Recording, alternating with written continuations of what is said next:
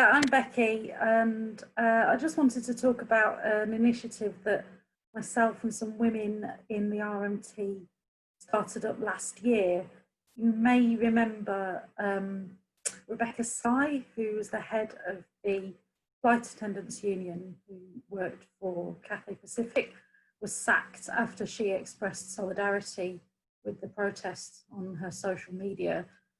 So there was a bit of an outcry about that, and we thought, as women also working in a transport union, we should just do something to try and show our support. So what I did was I drafted a letter, and I got it signed by about 30 RMT women activists, mostly active in the union's women's committee, and we sent that. In fact, it coincided with somebody's holiday over there. So one of our sisters actually hand delivered our letter to the head office of Cathay Pacific last year and distributed copies of it on her flight to flight attendants that were on her flight. So apparently they were delighted just by the expression of solidarity from workers in the UK, particularly women. You know, we know how difficult it is being women in the transport sector in any case, and to see the sacking of somebody that was so prominent and forthright, we really felt we needed to resist that. So that was just one gesture. We tried to follow it up with motions to our union, you know, through our branches and through our women's committee. We had a bit of a back and forth. They said it wasn't a proper motion for our union women's committee. Had a bit of a resistance to that. I think essentially the politics of what we were saying wasn't entirely to the liking of some of the people more senior in our union. The RMT has got a bit of a history of the culture around it being shaped by the Morning Star, and as some people have said, the Morning Star has tended to view the protests as you know, in some cases written about them as if they're just violent, mindless, violent struggles and not regarding the democracy that's being fought for. So we've got a bit of a kind of fight to have within our own union, to be honest, to get the union as a whole to take the issue seriously.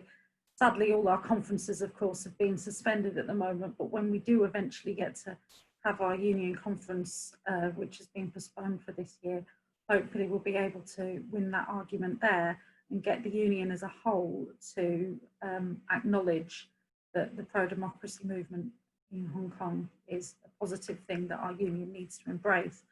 There's a further connection as well for us as a union that organises in the rail, because a lot of the protests have been sort of centred on MTR, Hong Kong's metro system.